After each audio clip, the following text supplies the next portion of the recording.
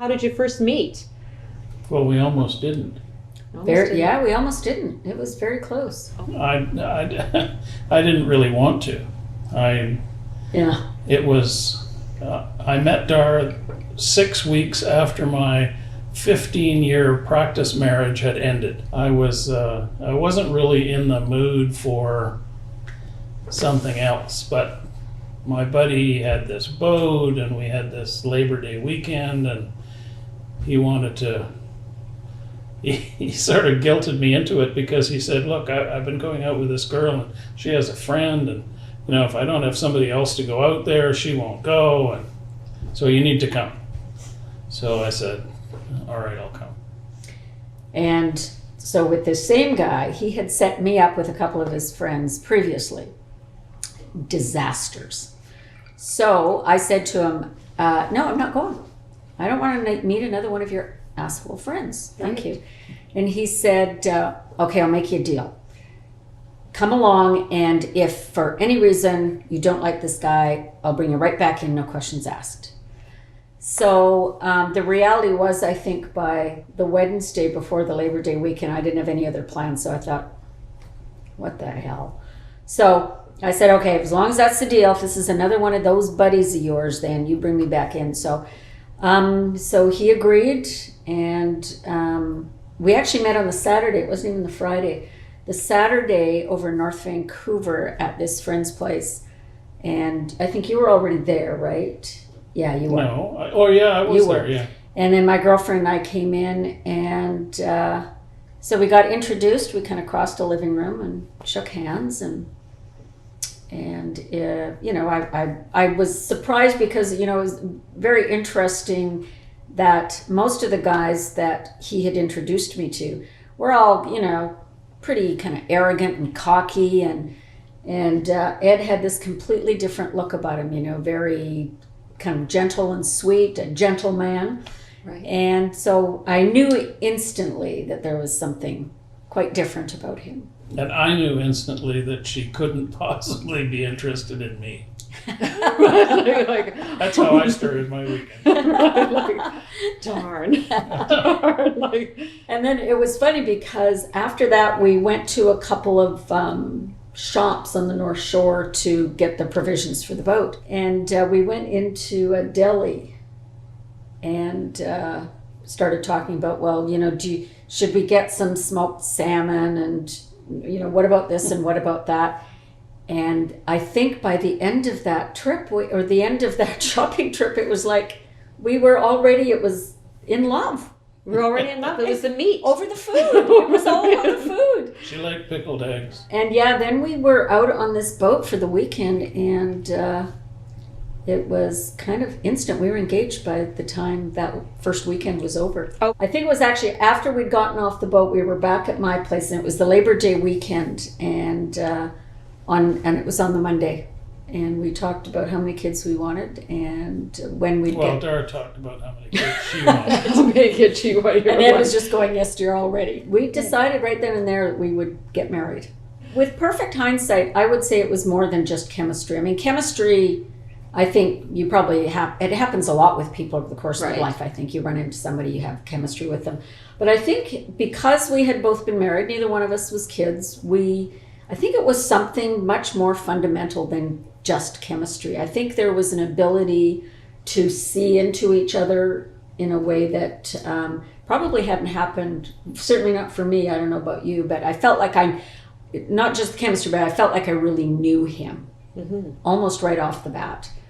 And the big thing was being too embarrassed to tell people that we were engaged after the first weekend, but it wasn't one of those kind of down on one knee or grand gesture proposal. It was off the boat, back at my place. He was leaving the next day, and then we just kind of rolled into the conversation. And I was still convinced that she was never going to phone me again. So I was playing along, but I was firmly convinced that this was the end of it as soon as she got rid of me. Well, then the next day I go back to work, and to be delivered this huge swack of roses.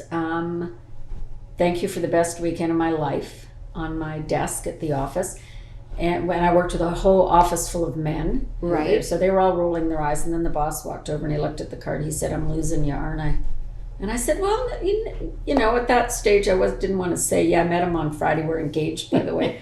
So I just said, "Oh, no, we just had a really great weekend." And he said, "Yeah, I'm going to lose you." And then sure enough, a couple months later, I went, I need to put in my resignation. Because you didn't live in the same city? No, Ed was he was building a hotel in Kelowna, and I was working for the airlines in Vancouver. Right. So it became an alternating kind of weekend thing. Almost every weekend became a long weekend, either with me in Kelowna or with him here. And then finally, I think I moved up there in November. Ed finally, he went to talk to my dad to say, "I want to marry your daughter." Okay. And Because you hadn't told him you were already engaged. kidding? My parents would have just thought I was, oh, there she goes again. Yeah. Just rock her. But then after they met him, they absolutely loved him. So it was like, yeah, here's your hat. What's your hurry? You know, like, yeah, we think you'd be great. Let's get on with it. Let's get married and do this. Yeah. Neither one of us had we were both separated when we met, but neither one of us had bothered to advance the divorce. Because there's no need to, no rush. And in BC, you had to wait a year. Okay. So we went into a lawyer together who handled both the divorces, and literally the day the divorces were issued, we got married. Was it that day or the next day? I think The next day. The next day. So, you know, it's not something I would actually advise people to do it quite like that. I think we got a combination of the fact that we weren't kids anymore, and Well, you were only 27. well, yeah, no, but I had been married. I was much older. Because for a lot of people it could be disastrous. We got lucky as well. You know, it's just really worked for us. So, well, I would say don't fall for chemistry, because chemistry's easy. Mm-hmm. But chemistry goes away. So for me, it's about holding out for somebody that you can truly say is a soulmate, or is somebody that you can, even when all the chemistry's worn off, you can see yourself sitting in the rocking chair on the front deck with, or, you know, whatever. So I would say don't fall for the chemistry. I think that was my first mistake. And I see it all the time, and it's when that chemistry goes away, there's kind of nothing really left to fight for. Right. So that would be my advice. You always have good advice. What's yours? I don't really have any advice on this matter. To start off with, they were quite the grand gestures. I mean, on our next date, the following weekend, he showed up with a new car for me. A new car? Well, sorry, it was a used car, but it was new to me. Yeah, new to me, and quite a modern, like a couple of years old or something like that. Right. Because I had mentioned to him that my first gear on my car had gone or something, so he bought me a new car, and he knew I loved gunned stuffed animals, and from that point on, every single time he showed up on my door, it was always with a gun, with a gunned animal underneath his arm, until to the point we had to end up with a special rider on our insurance, because we had thousands and thousands of dollars worth of these gun teddy bears. Guns, and it was like this wall, this tribute, this love wall. Seeing as he's not going to cough it up, I'm going to embarrass him. So this is now, keeping in mind 33 years, every morning that we haven't, for one reason or another, woken up together, and it's because somebody's out of town, or because he's off for an early meeting and I'm not up yet. There is a bound book with a red ribbon in it, and he opens to a new day and he writes me a love letter. And this is every single day. I probably have a stack about this big of love letters, some on loose leaf, some bound in books.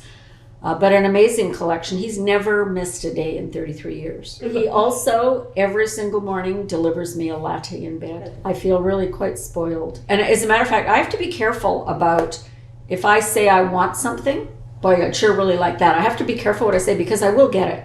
Okay, there you go. Ed will make sure I get it. So with that comes great responsibility. I like this. I like that. Yeah. Well, one of the things that was very interesting to me was early in the relationship, Darlene, I don't know where we were, but was in front of a bunch of people, it seems to me, in a meeting or something where we were talking about relationships, and Darlene said something like, I'm 100% accountable for us having a great relationship. So with her being 100% accountable for it, it leaves an enormous hole for me, you know, I mean. Right. So I think that's important. If you each believe that that you are 100% accountable, then Then you'll you- have a great That's right. relationship. Because It isn't really a 50-50 relationship, as my mother used to say to my father, reminding him that it should be 50-50. It's really not. If it's 100% on both sides, you can't lose. Right. Exactly. I think it was you who actually said No, those I words. was not. Because he said to me something to the effect of that you said, I will be responsible for us having a great marriage. You don't, even if you do don't, everything else. If you do everything he said, else. you don't even have to do anything. I will take responsibility for us having a great marriage. There you go. So with that in place, I mean, how you're pretty much set for But if there's a success. squeaky door, I don't have to fix it. Darlene fixes Yeah. it. Okay. If the lawn needs cutting, Darlene organizes somebody to cut the lawn, so I don't actually have to do anything. An Yeah. agreement going in is very important. Did we have that agreement going in, or did we just figure it out along the way? Well, absolutely. I think we were both just happy and kind of, I think the agreements evolved. You know, I know you hate doing stuff around the house, so I don't ask him to do anything around the house. I handle all the domestic stuff, and the thing that I hate doing is cooking. I don't do any cooking. The kitchen is his room. Mm-hmm. He never says what's for dinner, or if he does, it's followed by a chuckle because he knows it's very funny. What That would takeout be you my like? recommendation. My recommendation would be have an agreement about how your relationship is going to be going in. Mhm. And if you can agree to that, then you can stick to it. And we also got into a pattern, I think, early on that where we had talked about this in the very early days of the marriage, and I think it just stuck with us, was about every day finding something that would make the day better for each other. And it could be a phone call saying, what can I do for you today? Is there anything I can do for you to make today better for you? Mhm. Like just Yeah. a chore or anything. And I think if you're in the right relationship, it isn't a task. No, it isn't. It's a not chore. something No, you need to do it. remember to do. It's something that comes to you. Yeah. You just do it. You want to. Yeah.